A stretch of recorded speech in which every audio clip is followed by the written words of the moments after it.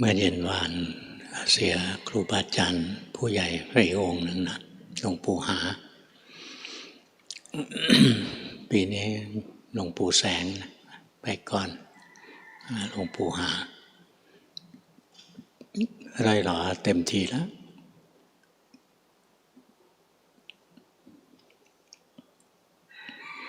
ก็ต้องรีบภาวนาพึ่งตัวเองให้ได้ก่อนจะไม่มีครูบาอาจารย์ให้พึ่งกรรมฐานมันอ่อนลงทุกรุ่น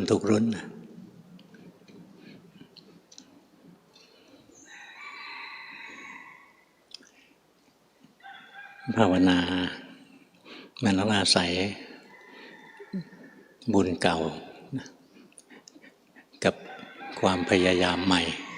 ร่วมกันบางคนบุญน้อยอยากภาวนาอยากพ้นทุกข์ก็ไปเจอคนสอนซึ่งไม่เข้าเรื่องนอกรีดนอกรอยเยอะนะเมื่อก่อนหลวงพ่ออยู่ที่เมืองการมีโยมคนหนึ่งตอนนี้ก็ตายแล้วแกมาเล่าให้ฟังว่าแกไปหาครูบาอาจารย์องค์ไหนนะเคารพองค์ไหนมากๆนะปาราชิกหมดเลยนะไม่เคยเจอครูบาอาจารย์ที่ดีๆเลยหลวงพ่อเลยรีบบอกแกว่าไม่ต้องมาที่นี่นะไปที่อื่นเถอะนะประวัติไม่ดีนะ เข้าที่ไหนพระปาราชิกไปหมดนะบางคนมันเป็นอย่างนั้นจริงนะเข้าที่ไหนก็เจอแต่ของปลอมถ้ามีบุญเก่ามาดีก็ไปเจอ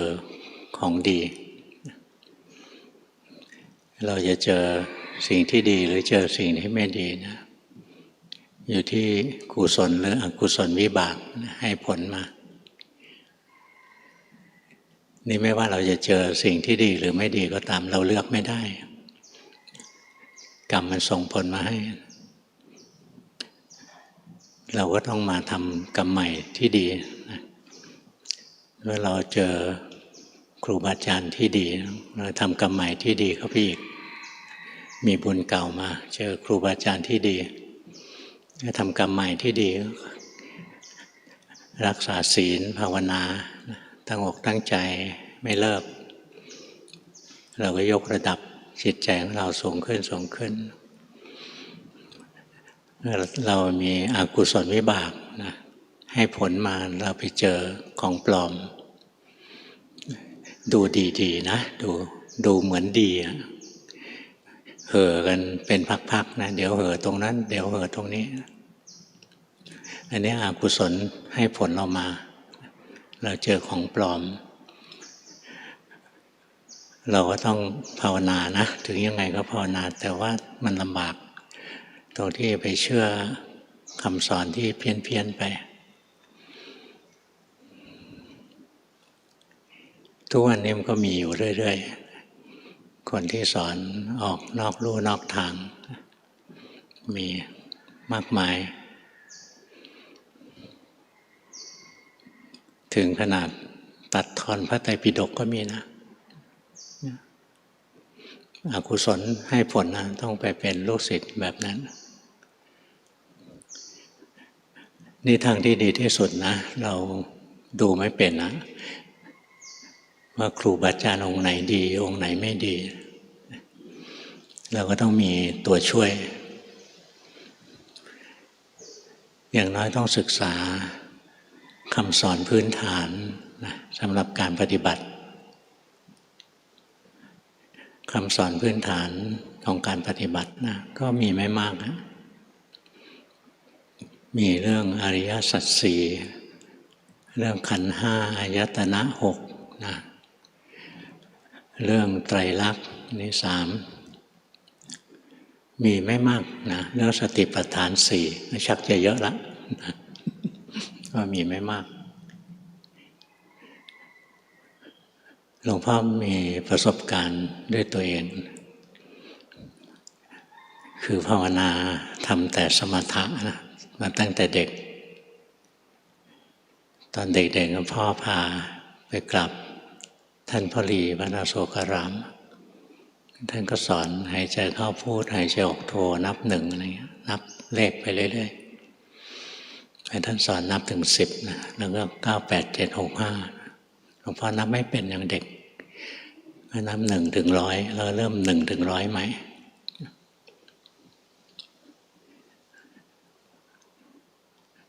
ตอนนั้นไม่มีปัญญาไม่รู้เรื่องอะไรครูบาอาจารย์ให้ทำก็ทำก็ได้สมาธิขึ้นมา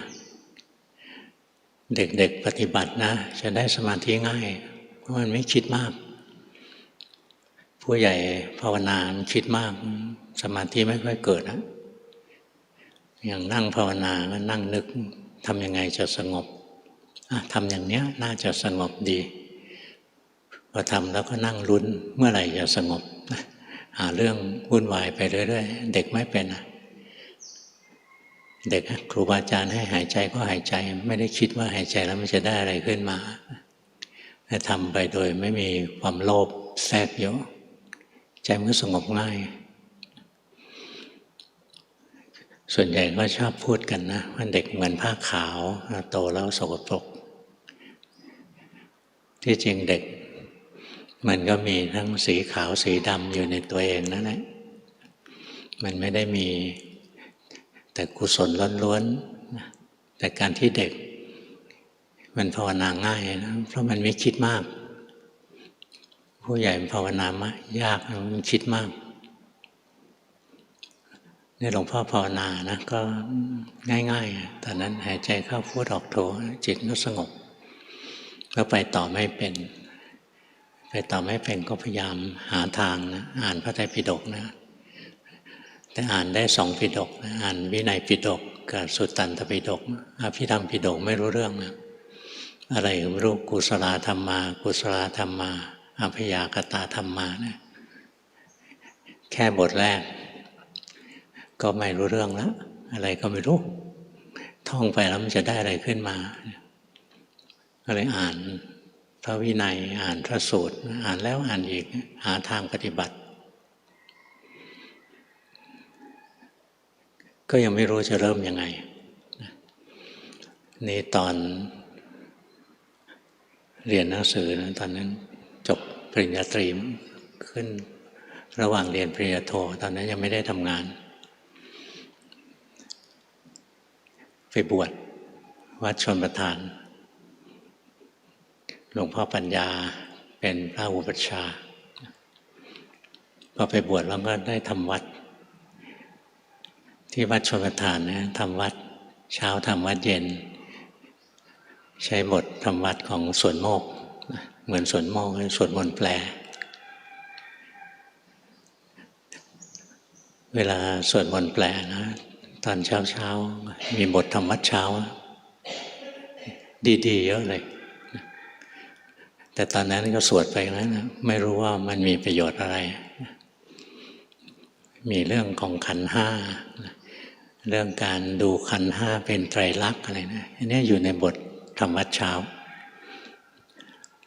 ส่วนบททำวัดเย็นหลวงพ่อไม่ค่อยนิยมเป็นบทขี้อ้อนโน้นอ้อนนี้ไปเลยนะขอโน้นก่อนนี้อะไรเงี้ยอ้อนพระรัตนตรัยอะไรต่ออะไรไม่ค่อยชอบมันรู้สึกไม่เห็นมีอะไรเลยมันเหมาะกับคนศรัทธานะหลวงพ่อไม่ใช่พวกศรัทธาหลวงพ่อเป็นพวกเดินด้วยปัญญาทำวัดเช้าเนี่ย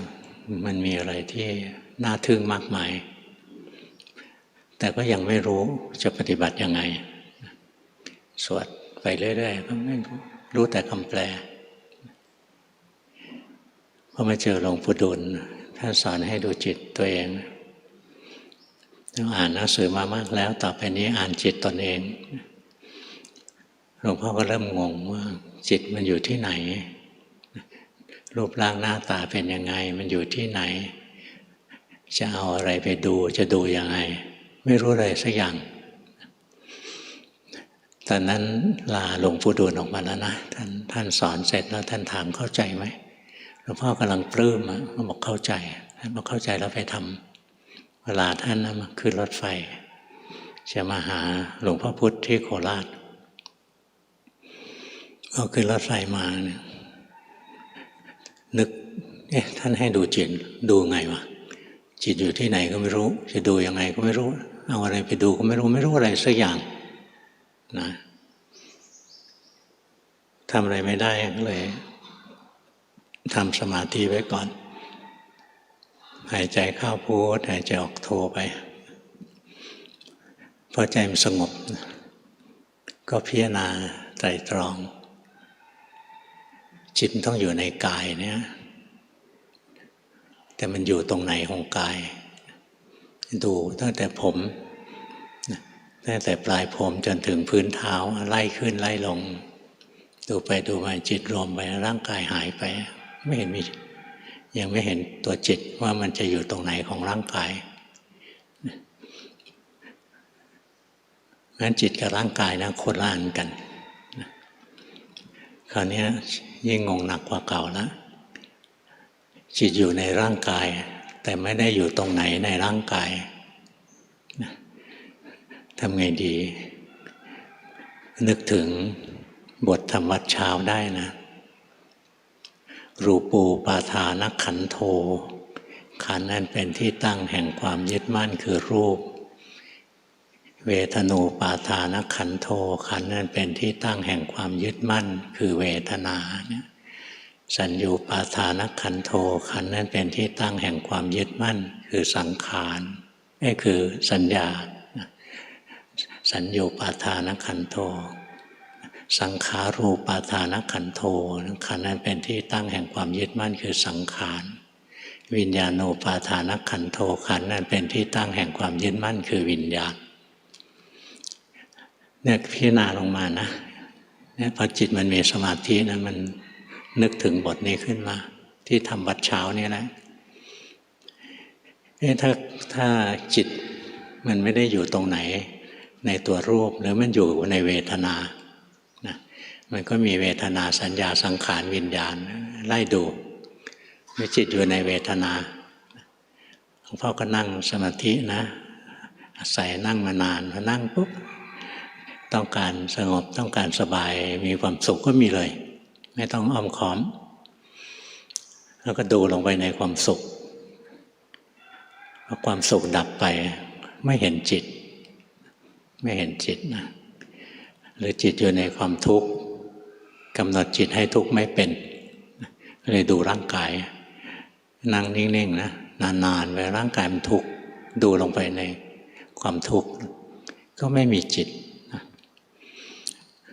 นั่งนึกต่อไปสัญญูปาทานขันโธสังขารูปาทานขันโธไล่ดูไปค่อยๆแยกที่จริงมันคือการแยกขันธ์นั่นเองนะเวลาที่เราเจริญปัญญานะตัวสำคัญนะเราต้องแยกธาตุแยกขันธ์ได้บทธรรมวัดเช้าเนี่ยสอนเรื่องแยกขันธ์นั่นแหละแยกสิ่งที่เรียกว่าตัวเราออกเป็นส่วนๆนั่นเป็นรูปเวทนาสัญญาสังขารวิญญาณนี่พอแยกรูปยังไม่เจอจิตนะตอนนั้นแยกเวทนาก็ยังไม่เจอจิตเลยคิดนะหรือว่าจิตอยู่ในความคิดอยู่ในความตรึกตัววิตกหลวงพ่อก็จงใจคิดบทสวดมนต์มีบทธรรมวัดเช้าอีกบทหนึ่งนะเพราะพุทโธสุสุทโธกรุณามหันนโวพระพุทธเจ้าผู้บริสุทธิ์มีพระกรุณาดังห้วงมหันนบพอคิดคำว่าพุทโธสุสุทโธกรุณามหันนโวนะเห็นกระแสของความคิดนั้นมันเลื้อยออกมาจากความว่างที่อยู่กลางอกเลื้อยออกมาจากกลางอกขึ้นมาผุดขึ้นจากความว่างผุดขึ้นมาแล้วก็ดับไปในความว่าง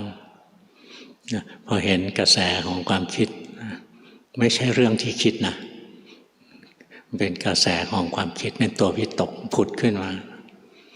เห็นจิตมันตรึกพอรู้ปุ๊บมันดับปั๊บจิตมันก็ดีดผางออกมาเป็นตัวผู้รู้ขึ้นมางั้นอย่างที่ครูบาอาจารย์ท่านชอบสอนนะว่าหลง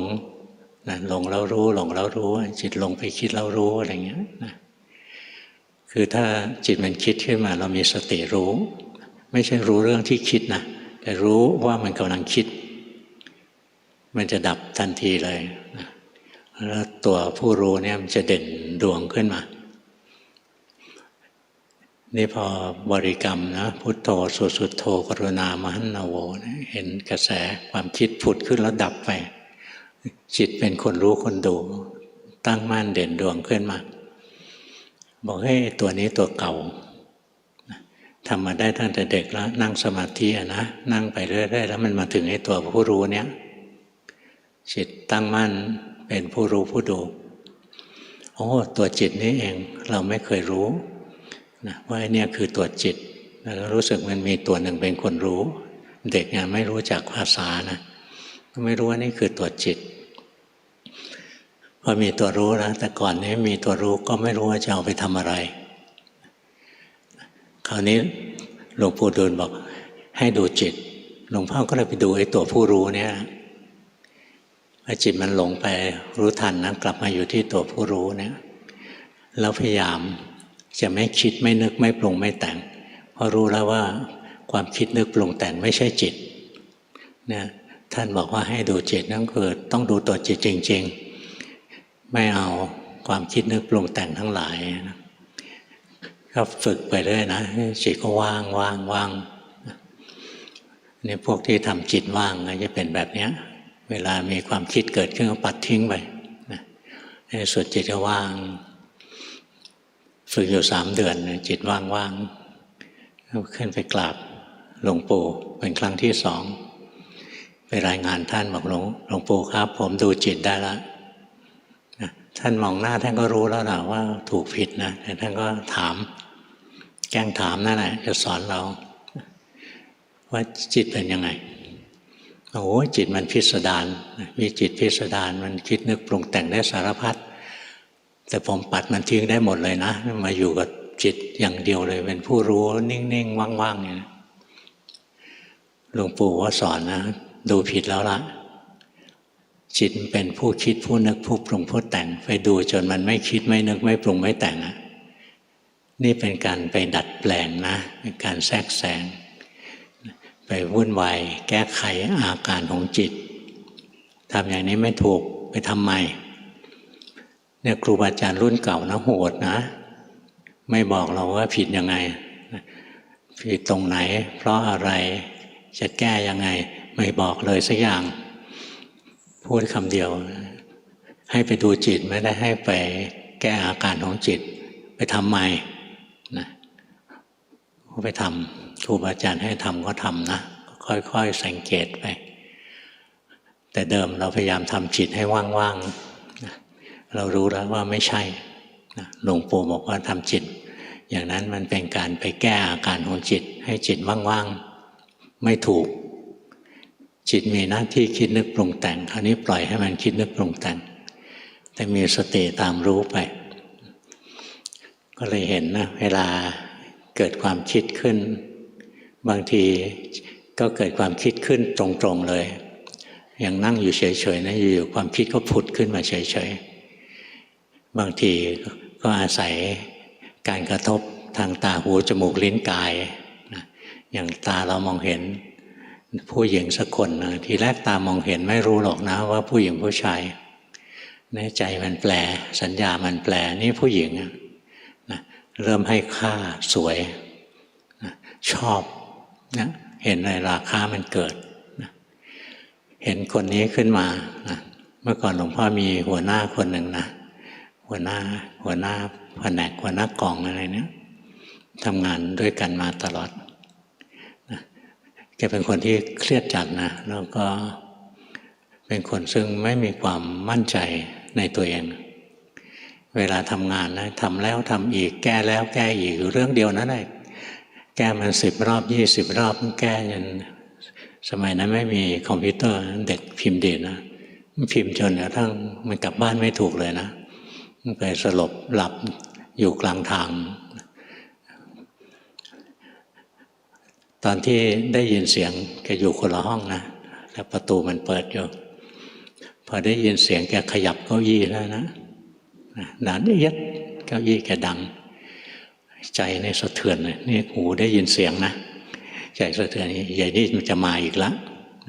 เราจะทำงานแล้วก็มาวุ่นวายทำให้เราทำงานลำบากมาจุกจิกจุกจิกเรื่องหยุมหยิมเช่นตรงนี้ทำไมไม่ใช้คำว่าแก็บแก่แต่ต่อและที่ซึ่งอันจะแก้แต่เรื่องพวกนี้นะไม่รู้จะวุ่นวายอะไรนักหนานะกับแก่แต่ต่อและที่ซึ่งอันตัวเชื่อมทั้งหลายนะแก้อยู่แค่นี้นะไม่ได้แก้เรื่องคอนเซปต์นะเราก็รำคาญนะมันได้ยินเสียงเก้าอี้ขยับนะโทสะขึ้นแล้วนะได้ยินเสียงรองเท้าเดินนะโทสะขึ้นมีรุ่นน้องนั่งทำงานด้วยกันนะพอมันได้ยินเสียงรองเท้านะใจมันจะเป็นบ้าแล้วมันหงุดหงิดโมโหแล้วอะไรเงี้ย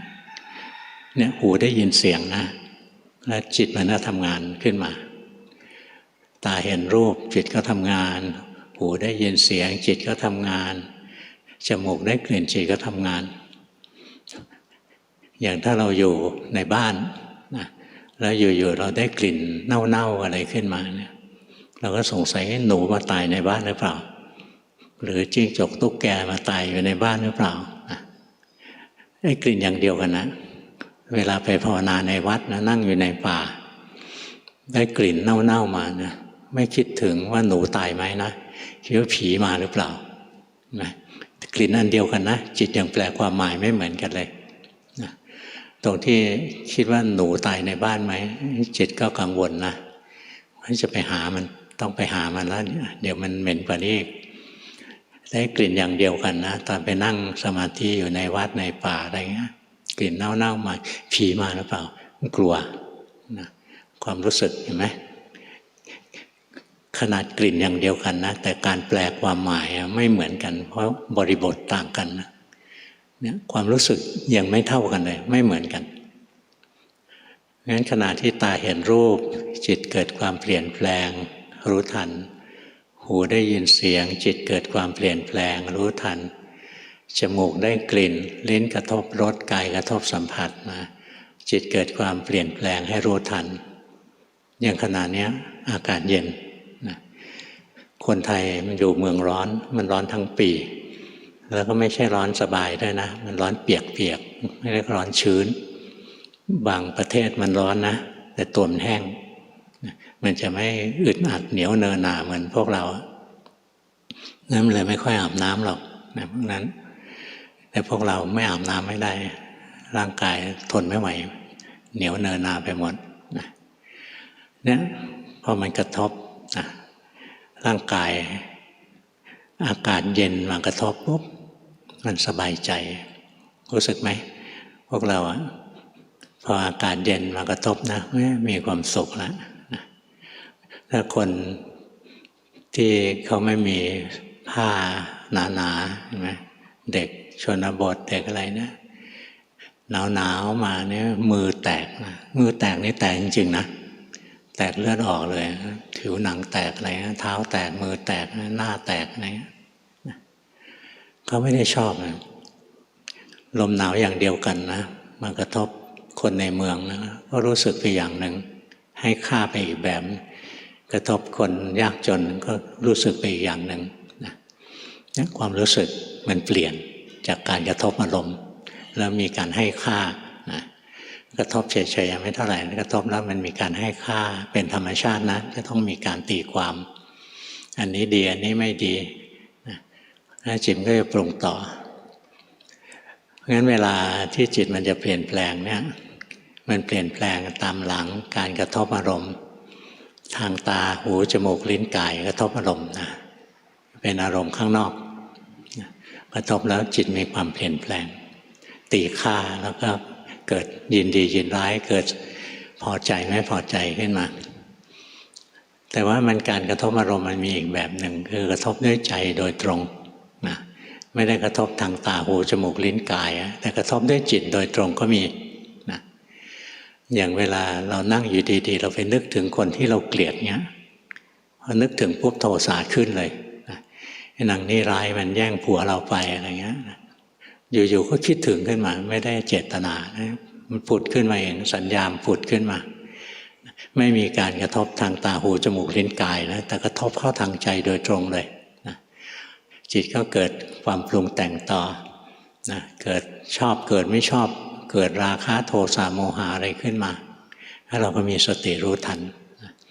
เพราะฉะนั้นไม่ว่าจะมีการกระทบทางตาหูจมูกลิ้นกายแล้วจิตเปลี่ยนแปลงเราก็รู้ทันมีการกระทบทางใจขึ้นโดยตรงไม่ผ่านตาหูจมูกลิ้นกายจิตก็เกิดความเปลี่ยนแปลงให้เรามีสติรู้ทันนะอย่างเรานั่งอยู่เนี่ยเรานึกอยู่ๆก็นึกถึงนะนึกถึงคนที่เราชอบนะใจเราก็มีความสุขขึ้นมาแล้วก็นึกต่อไปอีกช็อตหนึ่งให้ตอนนี้ไปตกระกำลำบากอยู่ที่ไหนอะไรเนี่ยนะเป็นห่วงแล้วใช่ไหมจากจิตที่ชอบนะจิตที่มีความสุขที่ได้นึกถึงคนที่เรารักนะแล้วคนที่เรารักตอนนี้ไปอยู่ที่อื่นนะช็อตต่อมานะมันไม่ใช่รู้สึกมีความสุขมันรู้สึกกังวลนะเขาจะอยู่ยังไงเขาจะกินยังไงจะนอกใจเราไปหรือยังอะไรเงี้ยนะใจมันปรุงต่อให้เราตามรู้ความเปลี่ยนแปลงของจิตใจตัวเองไปนะมันจะปรุงอะไรก็ตามเธอปรุงสุขก็รู้ปรุงทุกข์ก็รู้ปรุงดีปรุงชั่วก็รู้แต่ตรงปรุงสุขปรุงทุกข์เนี่ยมันปรุงอัตโนมัตินะไม่ใช่กุศลไม่ใช่อกุศลอย่างตาเราเห็นดอกไม้สวยเงี้ยเรามีความสุขความสุขเนี่ยไม่ใช่กุศลอกุศลนะแต่พอมีความสุขแล้วเราก็ชอบยินดีพอใจยินดีพอใจเป็นโลภะเป็นราคะอันนี้เป็นกิเลสแล้วตรงที่จิตใจเรากระทบอารมณ์แล้วมีความสุขหรือความทุกข์อะไรเนี่ยเป็นวิบากถ้าเราทำกรรมดีมานะก็กระทบอารมณ์ที่พอใจจิตใจเราก็มีความสุขร่างกายก็มีความสุขอะไรเงี้ยอันนี้เป็นวิบากที่ดีให้ผลพอวิบากไม่ดีให้ผลมานะมากระทบตัวนี้ปุ๊บจิตไม่ช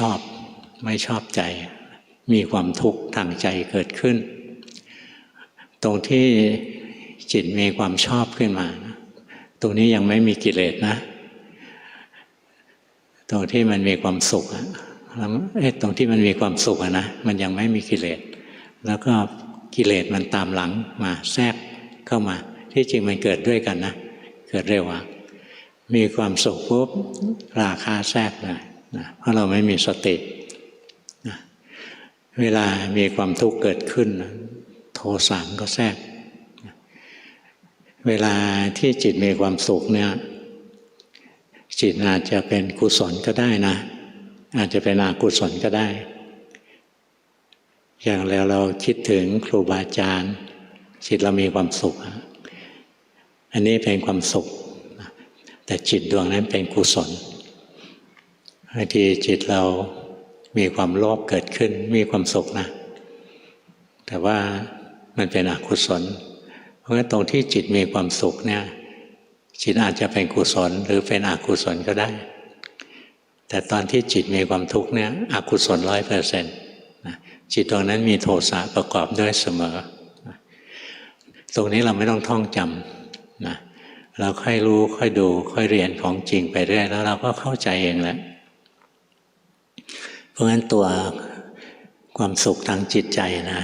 มันเกิดได้กับจิตที่เป็นกุศลก็ได้จิตที่มีโลภะก็ได้ ความทุกข์ทางจิตใจนะเกิดร่วมกับโทสะเสมอนะเราได้เห็นนะมันปรุงขึ้นมาได้เองตอนที่มันปรุงสุขปรุงทุกข์นะตัวนั้นกิเลสยังไม่เกิดนะแต่กิเลสนั้นมันแทรกตัวตามอย่างรวดเร็วเลยพอสุขแล้วเราไม่มีสตินะราคะก็แทรกเข้ามาแต่ตอนที่ทุกข์โทสะมันแทรกอยู่แล้วล่ะทุกข์ทางใจนะถ้าทุกข์ทางร่างกายไม่เกี่ยวนะทุกข์ทางร่างกายไม่ใช่กิเลสนะไม่มีกิเลสแทรกนะแต่ทุกข์ทางใจเนี่ยเกิดร่วมกับกิเลสทันทีร่วมกับโทสะเลยเนี่ยเราค่อยๆดูไปที่หลวงปู่ดูลท่านสอนหลวงพ่อนะอ่านหนังสือมามากแล้วต่อไปนี้อ่านจิตตนเองอ่านไปเรื่อยเราก็เข้าใจมากขึ้นเราเห็นนะจิตเนี่ยเกิดดับเปลี่ยนแปลงตลอดเวลานะหยาบมันก็เปลี่ยนตามการกระทบอารมณ์ภายนอกนะละเอียดขึ้นมามันก็เปลี่ยนอยู่ภายในเนี่ยการปรุงแต่งอยู่ภายใน เป็นช็อตไปเห็นมันเปลี่ยนไปเรื่อยๆนะพอดูจนชำนิชำนาญนะเห็นตั้งแต่จิตขึ้นจากภวังค์ขึ้นมาอย่างเวลาเราเข้าสมาธิลึกๆนะหรือเวลาเราหลับนะเวลานอนหลับเอานอนหลับก็แล้วกันพวกเราเข้าสมาธิไม่เป็นเวลานอนหลับเราไม่รู้เรื่องอะไรเลยนะนี่ตอนที่มันเริ่มตื่นนะจิตจะขึ้นจากภวังค์นะขึ้นมารับอารมณ์นะพอมันขึ้นมาเนี่ยเราเลือกไม่ได้นะเมื่อจิตจะออกไปรู้อารมณ์ทางตาหรือทางหูหรือทางจมูกหรือทางลิ้นหรือทางกายเนี่ยเลือกไม่ได้แต่อันแรกมันขึ้นมาเนี่ยเป็นอารมณ์ทางใจขึ้นมาแล้วถ้าสติเราดีนะจะเห็นอารมณ์ทางใจมันผุดขึ้นมามันผุดเองนะผุดขึ้นมาเองนะจากภวังค์นะจิตขึ้นจากภวังค์เนี่ยขึ้นเองไม่ได้เจตนาไม่มีกุศลอกุศลอะไรตรงนั้นนะตัวนี้เป็นวิบากเป็นผลนะของกรรมที่เราเคยสร้างมาชีวิตเรายังไม่แตกดับนะเนี่ยกรรมยังหล่อเลี้ยงอยู่เรายังไม่ตายนะพอจิตลงภวังค์ตอนนั้นมันขึ้นจากภวังค์ก็ขึ้นมาทำงานขึ้นมานะเสร็จแล้วมันจะมากระทบนะตัวความรู้สึกนึกคิดทั้งหลายกระทบปุ๊บนะมันก็เกิดจิตถ้าเราฝึกชำนาญมันจะเกิดจิตผู้รู้ขึ้นทันทีเลยร่างกายยังไม่มีนะแต่ถ้าเรายังฝึกไม่ชำนาญนะพูดขึ้นมาปุ๊บกลายเป็นเราไปเรียบร้อยแล้วนะอันนี้จะผุดขึ้นมาแล้วจากที่รู้นามธรรมนะมันจะเหมือนมันขยายความรับรู้ออกไปอีกช็อตหนึ่งขยายออกไปนะกระทบเข้ากับร่างกายก็ปรากฏขึ้นเนี่ยตอนที่ขึ้นจากภวังค์นะความรู้สึกนามธรรมเนี่ยมันเกิดร่วมกับจิตที่ขึ้นมานะมีขึ้นมาทันทีเลยนะเรามีสติก็เห็นแต่ถ้าอีกช็อตหนึ่งต่อมาขยายออกมารู้สึกร่างกายตรงนี้ก็ไม่เป็นกุศลไม่เป็นอกุศลนะก็เป็นวิบากอยู่เดียวนะตัวนี้เราก็ห้ามไม่ได้แล้วตาเราจะเห็นรูปเนี่ยหูจะได้ยินเสียงอะไรเราก็เลือกไม่ได้นะพอตาจะเห็นรูปหรือหูจะได้ยินเสียงหรือจมูกจะได้กลิ่นหรือลิ้นกระทบแล้วมีคำว่าหรือทำไมต้องมีคำว่าหรือเพราะการกระทบอารมณ์นั้นนะกระทบทีละทวารนะเราไม่ใช่กระทบทางตาพร้อมกับหูหรอกนะไม่ใช่กระทบทางตาพร้อมกับใจหรอกนะกระทบทีละอันมันจิตเกิดทีละดวงนะทีแรกจิตเกิดทางใจก่อนนะผุดขึ้นมาจากภวังค์เนี่ยเป็นจิตทางใจนะเสร็จแล้วมันก็เกิดการรับรู้ทางตาหูจมูกลิ้นกายขึ้นมานะทางใจนะรับรู้ขึ้นมาก่อนแล้วว่ามันรับรู้ทางตาหูจมูกลิ้นกายนะตัวนี้ก็สักแต่ว่ารับรู้นะ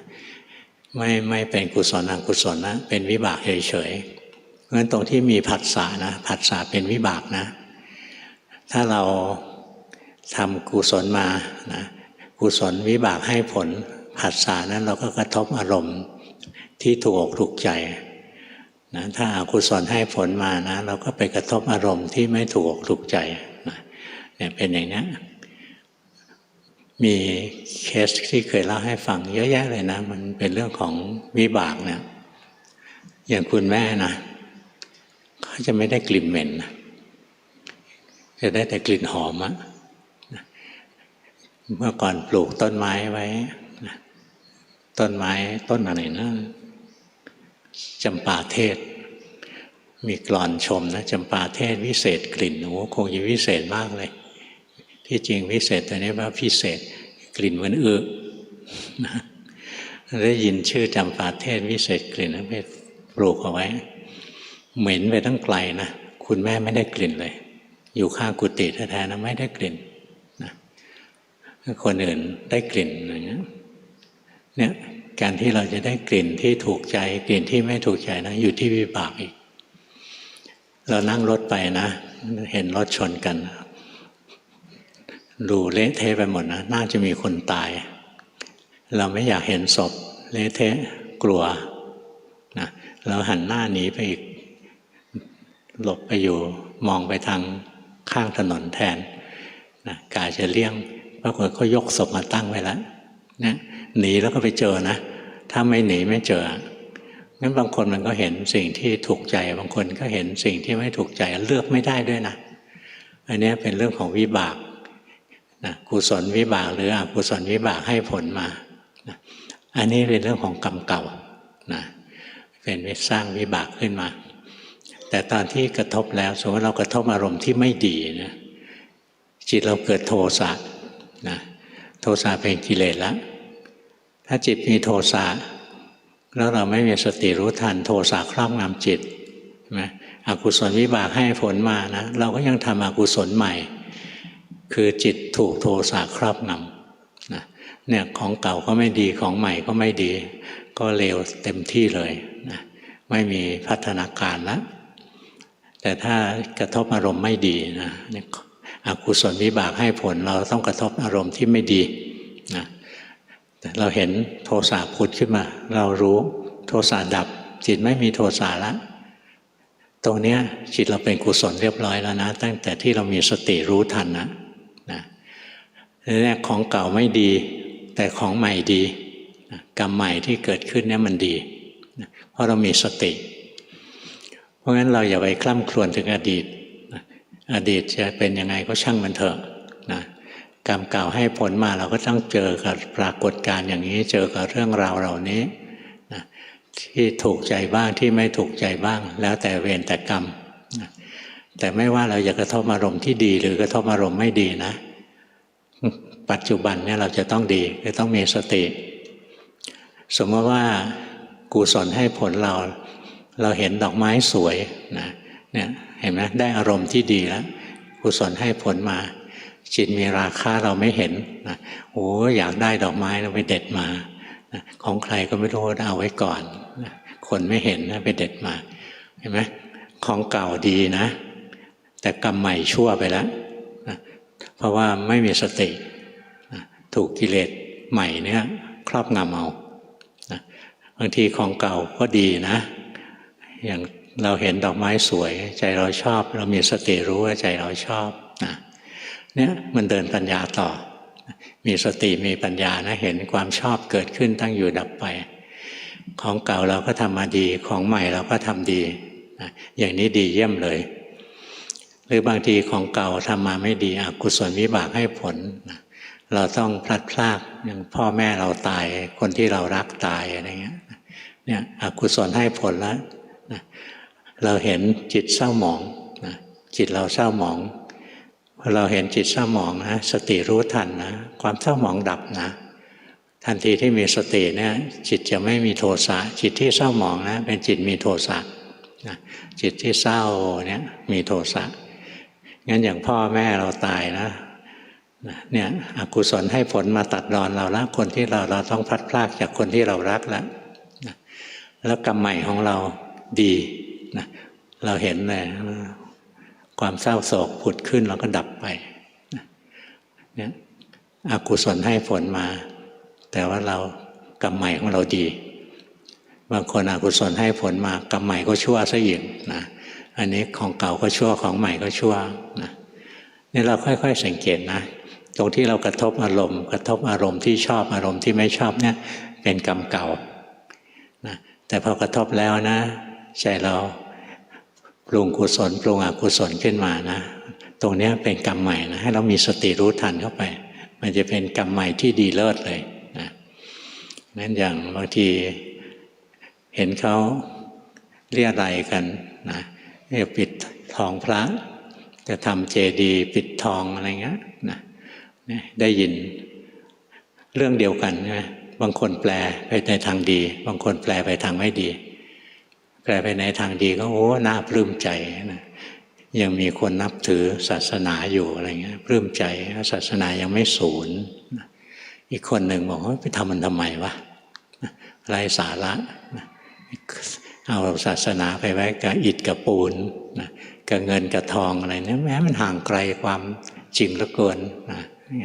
ใจตำหนิติเตียนเขานะโทสะขึ้นแล้วไม่เห็นนะเนี่ยเห็นของที่ดีนะแต่ว่าจิตกลายเป็นอกุศลก็ได้เพราะฉะนั้นเราเห็นของอันเดียวกันนะกรรมใหม่ของเราอาจจะดีหรือชั่วแตกต่างกันไปแต่ละคนไม่เหมือนกันนะกรรมเก่านะไม่สำคัญนะมันแก้อะไรไม่ได้แล้ว กรรมใหม่ที่ดีนะพยายามมีสติไว้ถ้าเมื่อไรมีสตินะจิตเราจะเป็นกุศลนะถ้าขาดสตินะจิตก็เป็นอกุศลไปเพราะงั้นพยายามมีสติสติเป็นตัวรู้ทันจิตใจเราเป็นยังไงเราคอยรู้ทันไว้นะที่หลวงปู่ดูลบอกให้อ่านจิตตนเองอ่านจิตตนเองนะก็คือคอยรู้ทันจิตตัวเองไปไม่ได้ไปบังคับไม่ได้ไปแทรกแซงไม่ได้ไปดัดแปลงมันนะมันเป็นยังไงรู้ว่าเป็นอย่างนั้นไปตรงที่เรามีสติรู้ทันนะจิตเราเป็นกุศลเรียบร้อยแล้วพอมีกุศลมากๆเข้านะมันจะพัฒนาขึ้นเป็นศีลเป็นสมาธิเป็นปัญญาพอศีลสมาธิปัญญาสมบูรณ์นะมันจะเกิดวิมุตติวิมุตติคือเกิดอริยมรรคอริยผลไม่มีใครทำจิตให้บรรลุมรรคผลได้นะจิตบรรลุมรรคผลของจิตเองเมื่อศีลสมาธิปัญญาบริบูรณ์เพราะงั้นที่เราจะทำได้นะให้มีสติไว้ให้มากๆแล้วศีลสมาธิปัญญาจะบริบูรณ์ขึ้นมาขาดสติอันเดียวนะไม่มีหรอกศีลสมาธิปัญญาจิตจะเป็นอกุศลกรรมเก่าจะทำมาดีหรือชั่วก็ตามแต่ของใหม่กำลังทำอกุศลอย่างนี้ไม่ได้นะใช้ไม่ได้แล้วของเก่าจะดีหรือชั่วทำมานะไม่เป็นไรปัจจุบันมีสติไว้นั่นดีที่สุดเลยอดีตก็ส่วนอดีตจบไปแล้วทำอะไรไม่ได้แต่ทำปัจจุบันให้ดีที่สุดคือมีสติอ่านจิตอ่านใจตัวเองไว้นะแล้ววันหนึ่งนะมรรคผลนิพพานก็จะมาถึงเราจนได้นะพอเข้าใจไหมวันนี้เทศง่ายนะง่ายมากแต่บางคนก็บอกง่ายของหลวงพ่อสิ มันยากของเราแรกๆมันก็ยากทุกคนนะไม่ว่าอะไรหัดใหม่ๆมันก็ยากทั้งนั้นแหละพอเกิดบ่อยๆชำนิชำนาญก็ง่ายนะเมื่อก่อนนะหลวงพ่อพูดเรื่อยๆโอ้ยการปฏิบัติมันง่ายเรารู้สึกอย่างนั้นจริงๆพอหลวงพ่อทำรู้สึกง่ายที่มันง่ายเพราะว่าเราฝึกสมาธิมาเยอะจิตมันตั้งมั่นเป็นผู้รู้ผู้ดูอยู่แล้วหลวงปู่สิมนะท่านเรียกหลวงพ่อว่าผู้รู้นะคำว่าผู้รู้เลยกลายเป็นฉายาที่หลวงปู่ท่านเรียกหลวงพ่อพุธนั้นท่านจะเรียกหลวงพ่อว่านักปฏิบัติท่านไม่รู้ชื่อท่านก็ตั้งฉายาให้นะนี่พวกนี้ฉายาเนี่ยพอเรามีจิตที่เป็นผู้รู้แล้วเนี่ยเราก็ใช้จิตผู้รู้นี่แหละไปเรียนรู้ความจริงของกายของใจคอยรู้ทันมีสติรู้ทันความเปลี่ยนแปลงของกายของใจด้วยจิตที่ตั้งมั่นและเป็นกลางจิตผู้รู้มันตั้งมั่นและเป็นกลางนะเพราะฉะนั้นที่หลวงพ่อบอกมีสติรู้กายรู้ใจตามความเป็นจริงตามความเป็นจริงคือไตรลักษณ์มีสติรู้กายรู้ใจตามความเป็นจริงด้วยจิตที่ตั้งมั่นและเป็นกลางถ้ารู้กายรู้ใจแล้วดูไตรลักษณ์นะแต่จิตไม่ตั้งมั่นนะจะเจือความคิดไม่ใช่วิปัสสนาจริงเพราะฉะนั้นตรงที่จิตตั้งมั่นนี่สำคัญมากนะต้องฝึกตัวนี้คอยรู้ทันเวลาจิตมันหลงมันไหลไปคอยรู้ไว้เรื่อยๆเดี๋ยวมันก็ตั้งเองแหละนะไปสั่งให้มันตั้งก็ไม่ได้นะมันตั้งขึ้นเองเราทำกรรมฐานไปให้จิตไหลไปคิดเรารู้ทันจิตหลงไปดูรู้ทันจิตหลงไปฟังรู้ทันนะจิตหลงไปรู้รสไปรู้สัมผัสทางกายไปรู้กลิ่นอะไรเงี้ยรู้ทันไปเรื่อยๆรู้ว่าจิตมันไปทำงานที่ตาหูจมูกลิ้นกายใจก็รู้ไปเรื่อยๆนะถ้าตรงนี้รู้ไม่ทันนะมันก็จะปรุงดีปรุงชั่วขึ้นมาถ้ารู้ทันมันก็เป็นกุศลเลยนะปรุงกุศลขึ้นมากุศลทั้งหลายก็เป็นความปรุงแต่งนะแต่เป็นความปรุงแต่งที่เป็นฝ่ายดีอกุศลทั้งหลายก็เป็นความปรุงแต่งฝ่ายชั่วความพยายามจะไม่ปรุงแต่งก็เป็นความปรุงแต่งอีกชนิดหนึ่งชนิดที่สามนะให้มันปรุงไปนะไม่ต้องไปแทรกแซงให้มันว่างๆนะทีแรกที่หลวงพ่อไปทำจิตให้ว่างๆนั่นปรุงแต่งชนิดที่สามเรียกอาเนนชาพิสังขารนะที่หลวงปู่บอกผิดแล้วเพราะงั้นถ้าใครบอกเป็นลูกศิษย์หลวงปู่ดูลแต่สอนให้ทำจิตให้ว่างนะต้องรู้เลยนะว่าผิดละนะใช้ไม่ได้หรอกให้ดูอย่างที่มันเป็นมันปรุงดีก็รู้มันปรุงชั่วก็รู้นะมันอยากจะไม่ปรุงก็รู้เนี่ยรู้ทันมันอย่างนี้แล้วในส่วนเราก็จะเข้าใจ จิตเองก็ตกอยู่ใต้ไตรลักษณ์ไม่ใช่ตัวเราไม่ใช่ของเรานะวันนี้เทศให้ฟังเท่านี้นะต่อไปส่งกันบ้านเบอร์1 2 เดือนที่แล้วมีอาการแผ่ซ่านทั่วตัวตลอดเวลาอยู่ 2-3 อาทิตย์ถึงรู้ว่าติดสมาธิและได้แก้ไขแล้วเห็นสภาวะระหว่างวันคือเห็นกิเลสส่วนลึกคือราคะและเห็นความไม่พอใจเห็นเป็นก้อนสีดำอยู่นอกตัวมีสิ่งหนึ่งรู้สึกถึงใจที่ขุ่นข้องในรูปแบบในตอนเริ่มนั่งเอาภาพที่เห็นมาสอนจิตตนเองถึงไตรลักษณ์ทำแบบนี้ถูกต้องไหมคะคือถ้ายังต้องสอนอยู่นะยังไม่เป็นวิปัสสนาจริงนะที่ทำอยู่ดีนะแต่ต้องระวังเรื่องสมาธินิดหนึ่งสมาธิมากๆจิตจะเป็นอย่างนี้แล้วบางทีเกิดนิมิตเห็นดำๆอยู่ตรงนั้นดำๆอยู่ตรงนี้นะนั่นนิมิตทั้งหมดนะที่ดำๆอยู่ในตัวบางทีดำๆอยู่ข้างนอกแล้วก็มโนเอาคืออันนั้นคืออันนี้นะงั้นไม่เอาเสียเวลาก็รู้ไม่ว่าจะมีแสงสีเสียงอะไรเกิดขึ้นนะตีลงเป็นนิมิตไปเลยโยนทิ้งไปให้หมดเลยนะแล้วมารู้ทันจิตใจตัวเองสุขทุกข์ดีชั่วเนี่ยคอยรู้ตัวนี้ไว้นะจิตยังอยู่กับสมาธิรู้สึกไหมยังค้างอยู่ออกมานะออกมาอยู่กับโลกข้างนอกนี้ให้ได้แล้วตาหูจมูกลิ้นกายจะกระทบนะจิตมันจะทำงานตามธรรมชาตินี่ยังออกมาไม่หมดนะดูออกเปล่ายังค้างอยู่นะถ้าติดสมาธิแล้วออกมาค้างอยู่อย่างเงี้ยมันไม่เดินปัญญาจริงหรอกอย่างมากมันก็คิดเรื่องไตรลักษณ์นะแต่ไม่เห็นไตรลักษณ์หรอกเวลาทำสมาธิก็ทำนะเวลาออกแล้วออกมาให้ได้จริงๆอย่าค้างอยู่จิตเนี่ยจะได้เป็นผู้รู้ผู้ตื่นผู้เบิกบานขึ้นมาอยากออกรู้ไหมพยายามจะออกรู้ไหมเนี่ยดูเข้าไปตรงนี้เลยนะแล้ววิธีออกที่ง่ายๆอันหนึ่งนะสำหรับเบอร์1นะลืมเรื่องจิตไปรู้สึกร่างกายเอาใหม่เลย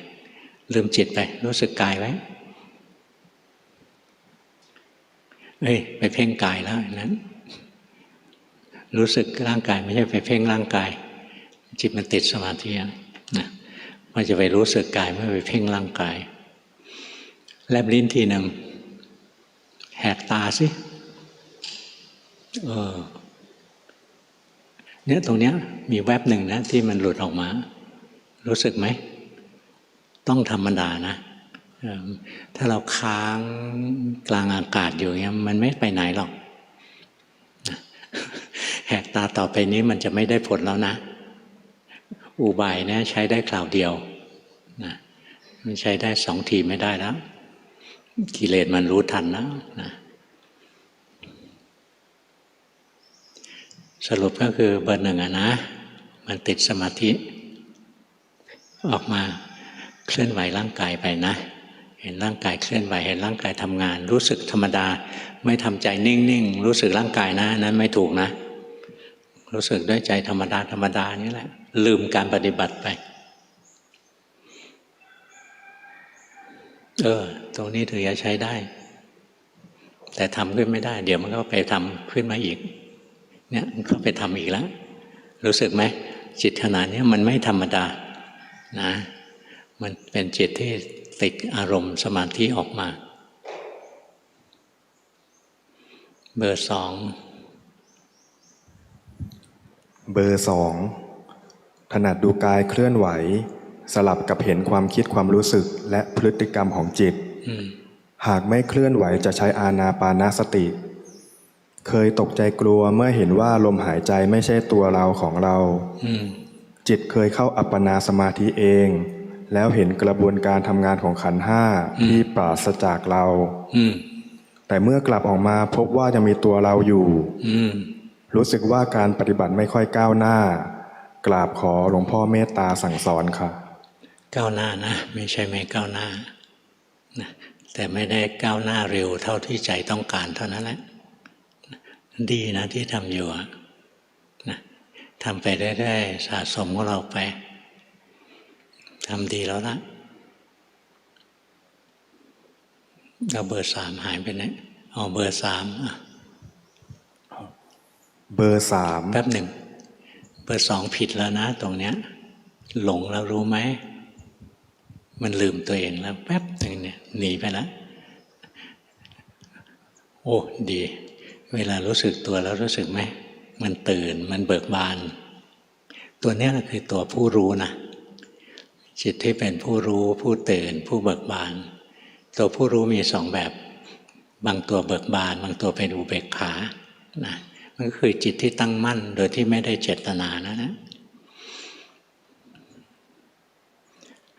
ตรงนี้จิตไม่ธรรมดารู้สึกไหมเนี่ยรู้ทันนะรู้ทันไปพอรู้ทันมันหลุดออกมาสังเกตไหมมันเบิกบานขึ้นได้เองดีนะไปทำอีกแต่ไม่ได้ทำให้เบิกบานนะตามรู้อย่างที่มันเป็นเบอร์สามเบอร์สามมีศีลห้าเป็นปกติใช้อานาปานสติเพื่อผ่อนคลายกายและใจใช้จิตที่ตั้งมั่นกำหนดรู้ลงที่กายเคลื่อนไหวเห็นจิตคิดนึกปรุงแต่งเห็นความพอใจความไม่พอใจเห็นแต่ทุกข์เกิดขึ้นดับไปมีความอยากให้ความทุกข์หายไปบางครั้งวางอุเบกขาได้บางครั้งก็ไม่ได้ผลที่ได้คือความทุกข์เกิดขึ้นน้อยลงสั้นลงกิเลสบางลงตัวตนเล็กลงกายเบาจิตเบาขอการบ้านค่ะไปทำต่อนะทำถูกแล้วล่ะทำได้ดีแล้วล่ะเบอร์สี่เบอร์สี่ปฏิบัติโดยการสวดมนต์นั่งสมาธิและเดินจงกรมเจริญสติในชีวิตประจำวันด้วยการดูกายและกำกับด้วยการบริกรรมพุทโธคิดว่าตัวเองปฏิบัติดีขึ้นจิตใจดีขึ้นแต่ไม่รู้ว่าคิดไปเองหรือไม่คะดีขึ้นนะดีขึ้นต้องทำอีกคอยอ่านใจของเราไว้ให้ดีนะกิเลสไม่ได้อยู่ที่อื่นหรอกอยู่ที่ใจเราเนี่ยเราคอยรู้คอยเห็นไปนะกิเลสอะไรมาเราก็รู้กิเลสไปเราก็รู้ดูเล่นๆดูสบายๆดูเหมือนดูคนอื่นนะไม่ต้องหวังว่ามันจะดีนะถ้าอยากดีมันจะไม่ดีดูอย่างที่มันเป็นไปเรื่อยๆนะไปทำอีกนะทำไปดีแล้วล่ะเบอร์ห้าติดสมาธินะติดเพ่งเบอร์ห้าเบอร์ห้าเดินจงกรมนั่งสมาธิและเจริญสติในชีวิตประจำวันโดยการสังเกตจิตใจของตนเองเห็นกูเก่งบ่อยเห็นอาการจิตตั้งมั่นรู้สึกตัวและอาการที่จิตไหลไปตามความคิดไหลไปตามสิ่งกระทบและกลับมาได้เองบ่อยขึ้นช่วงไหนเผลอไหลไปไม่มีกำลังจะเกิดอาการเจ็บทางกายและกลับมาตั้งมั่นได้ยากขอคำแนะนำด้วยค่ะเราก็ทำไปเรื่อยๆทำทุกวันนะแต่จิตขนาดนี้มันไม่ธรรมดารู้สึกไหมจิตขนาดนี้ไม่เหมือนจิตปกตินะเราไปแต่งมันขึ้นมานะแต่งขึ้นมาจิตที่ดีคือจิตธรรมดาธรรมดานะจิตธรรมดานั่นแหละเป็นจิตที่ประภัสสอนอย่าไปแต่งจิตกำลังแต่งจิตอยู่รู้ไหมอยากดีนะต้องใจกล้าๆอย่างนี้กลับเข้าไปอีกแล้วหลุดออกมาได้แป๊บหนึ่งนะอยู่ข้างนอกอย่างนี้แล้วมีสติรู้ความเปลี่ยนแปลงความเคลื่อนไหวของกายของใจไปตรงนี้ไม่ถูกอีกแล้วไปรวบเข้ามาอีกแล้วไม่ถูกมันทื่อๆอยู่รู้สึกไหมออกมาจากตรงนี้ไม่ดีเป็นเซฟโซนที่ไม่ดีนะออกจากเซฟโซนดีแยกออกยังไม่เหมือนกันนะไอ้เซฟโซนของเราทิ้งไปเอาไว้เวลาทำสมถะก็ไปอยู่ตรงนั้นไม่เป็นไรแต่ออกมาแล้วอยากเจริญปัญญาให้กระฉับกระเฉงนั้นต้องออกมาจริงๆสงสัยไหมงงรู้ว่างงนะรู้เข้าไปตรงๆอย่างนั้นเลย เอาอีกแล้วเอาอีกแล้วจะเข้าไปที่เดิมอีกแล้วพอจะสังเกตออกหรือยังมันจะเข้าไปที่ซื่อบื้อนั่นนะไม่ดีนะเบอร์ 6เบอร์ 6พยายามรู้ทันใจที่หนีไปฟังไหลไปคิดขณะนี้มีใจโลภอยากได้กรรมฐานที่ทำให้แน่วแน่ขยันและเก่งไวๆขอหลวงพ่อแนะนำค่ะ ดูจมูกตัวเองไหมลมไหลเข้าไปก็รู้ลมไหลออกมาก็รู้นะรู้สบายๆอย่างนั้นไม่เรียกรู้นะที่ทำตะกี้มันจ้องรู้เห็นลมไหลเข้าไปลมไหลออกมานะรู้สึกไหมจิตมันเบาขึ้นอย่าไปเพ่งนะอย่าไปเพ่งจมูกนะเดี๋ยวจมูกยืดจมูกยาวออกมาแย่เลยเนี่ยอยู่รู้สึกลมมันไหลเข้าลมมันไหลออกรู้สบายๆรู้ธรรมดานะ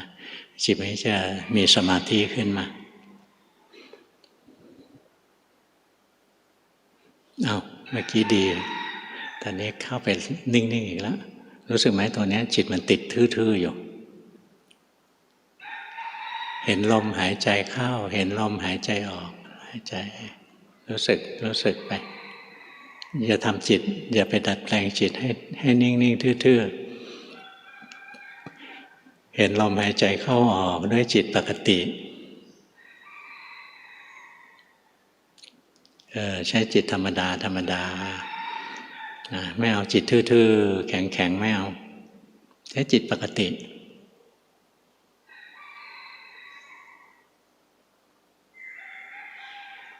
หลงแล้วรู้ไหมหายใจอย่างนี้นะหายใจด้วยจิตปกตินะแล้วพอจิตหลงเรารู้นะให้จิตหลงเรารู้จิตถลำไปเพ่งเรารู้เนี่ยฝึกตัวนี้เยอะๆจิตจะมีแรงอะไรเรื่องเดินปัญญามันจะไม่ยากนะถ้าจิตเราตั้งมั่นเบอร์ 7เบอร์ 7ปฏิบัติในรูปแบบตอนเช้าและก่อนนอนครั้งละ 15-30 นาทีโดยการดูลมหายใจเข้าออกเจริญสติระหว่างวันจิตสว่างเผลอก็รู้กิเลสมาก็รู้จิตชอบไหลไปดูลมหายใจก็รู้ความคิดเกิดก็รู้จิตปรุงแต่งก็รู้ไม่ทราบว่าปฏิบัติถูกไหมคะปฏิบัติดีอยู่นะแต่จิตยังฟุ้งซ่านอยู่ยังฟุ้งอยู่ดูออกไหมตัวนี้นะเพราะงั้นเวลาภาวนานะถึงเวลาบางทีเราก็ต้องทำความสงบเข้ามาบ้างนะชอบหายใจแล้วก็สงบอยู่กับลมหายใจนะให้จิตใจได้พักผ่อนจิตใจจะได้มีแรงอย่างนั้นแหละแล้วพอออกจากสมาธินะก็ดูกายดูใจมันทำงานไปต้องให้จิตได้พักบ้างเดินปัญญารวดไปไม่ดีหรอกนะมันจะฟุ้งเบอร์ 8เบอร์ 8เห็นกิเลสตัวเองได้บ้างพยายามฝึกความรู้สึกตัวและอยู่กับวิหารธรรมแต่รู้สึกว่าการปฏิบัติไม่มีคุณภาพทำความสงบไม่ค่อยได้เคลิ้มง่ายแบ่งเวลาทำความสงบด้วยการไล่ดูเวทนาทางกายจากหัวถึงเท้าซึ่งส่วนใหญ่จะไม่สงบแต่ก็ฝึกทำเรื่อยๆขอความเมตตาหลวงพ่อช่วยแนะนำจุดที่ต้องแก้ไขด้วยครับอยู่กับโลกมันเหนื่อยเกินไปหรือเปล่าถ้าวันหนึ่งอย่างบางคนทำงานเยอะนะมันเหนื่อยใจมันเหนื่อยนะ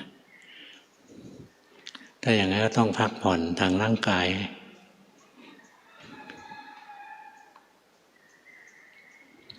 เห็นร่างกายนะรู้สึกถึงความมีอยู่ของร่างกายเรารู้สึกถึงความมีอยู่ของร่างกายเรื่อยๆพอร่างกายเคลื่อนไหวรู้สึกถึงความเคลื่อนไหวของร่างกายแค่รู้สึกไม่เพ่งไม่จ้องเนี่ยอย่าน้อมจิตตรงนั้นแต่กี้มันน้อมลงไปแล้วนะจะน้อมแล้วจะไปซึมไม่ดีหรอก รู้สึกด้วยจิตปกติยิ้มหวานสิอย่าเคร่งเครียดภาวนาห้ามเคร่งเครียดยากจังเลยเนาะ ตรงนี้ดีนะอย่างนี้แหละแล้วก็คอยดูร่างกายมันทำงานมันจะเห็นร่างกายทำงานเหมือนเห็นคนอื่นนะไม่ใช่ตัวเราไม่ใช่ของเราเห็นด้วยใจปกตินะตรงนี้ใจไม่ปกตินะถอยออกมาเป็นคนปกติแล้วก็เห็นร่างกายมันทำงานไปนะอย่าไปแต่งให้จิตมันนิ่ง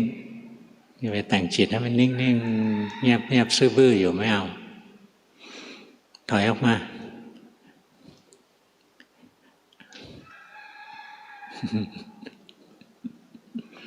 ยังติดอยู่อุตส่าห์ขยับแรงๆก็ยังติดอยู่ดูออกไหมว่ามันติดอยู่สังเกตออกไหมคือถ้าสังเกตออกนะไม่ใช่ปัญหาแล้วนะเรารู้ว่าจิตเข้าไปติดสมาธินิ่งๆอยู่นะถ้าเรารู้นะเดี๋ยวมันก็แก้ตัวของมันเองแหละแต่ถ้าไม่รู้เนี่ยมันแก้ยากแลบลิ้นทีหนึ่งตบัดลิ้นทั้งซ้ายทีทั้งขวาทีดีมันหลุดออกมาหน่อยหนึ่งแล้วรู้สึกไหมมันเป็นคนธรรมดารู้สึกไหมธรรมดานี่แหละดีนะตรงนี้กลับเข้าไปอีกแล้วรู้สึกไหมวกกลับไปที่นิ่งๆตะกี้เนี้ยนะมันติดไอ้ตัวนี้อยู่นะมันติดไอ้ตัวที่น้อมจิตให้เข้าไปนิ่งๆอยู่ข้างในอย่าให้มันติดอยู่ข้างในนะหลวงพ่อเคยเข้าไปข้างในนะแล้วเจอหน้าหลวงปู่สิมเขาไม่ทันจะส่งกันบ้านเลยท่านพูดเสียงดังเลยมาเจอหน้ายังไม่ทันจะกราบยังไม่ทันจะนั่งเลยผู้รู้ออกมาอยู่ข้างนอกนี่กิเลสไม่ได้อยู่ในนั้นหรอกอย่าน้อมเข้าไปนิ่งๆอยู่ข้างใน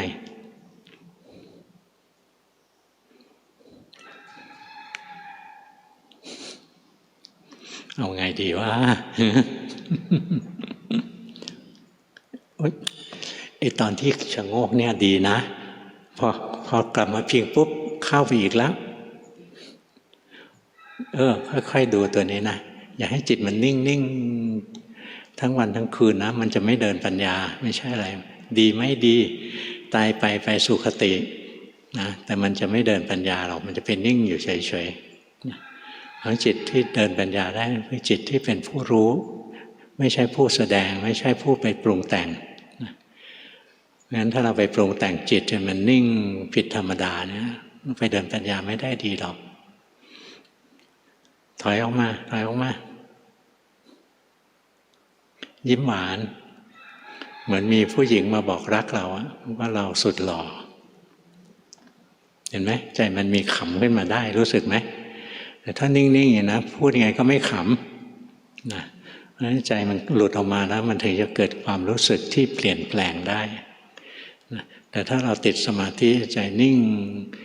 ใครพูดอะไรก็เฉยนิ่งๆมันจะไม่เกิดปัญญาหรอกค้างกลางอากาศอยู่อย่างนั้นไปฝึกเอานะค่อยๆอย่าให้จิตไปติดเฉยๆอยู่นะหลวงปู่มั่นท่านบอกระวังอย่าให้จิตไปติดเฉยให้จิตมันทำงานได้ตามธรรมชาติ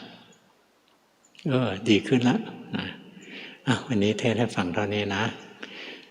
วันนี้แก้พวกติดสมาธิหลายคนเหลือเกินเบอร์ 6เอาอีกแล้วนะแยกย้ายกันไปดีกว่าเหนื่อยแล้ว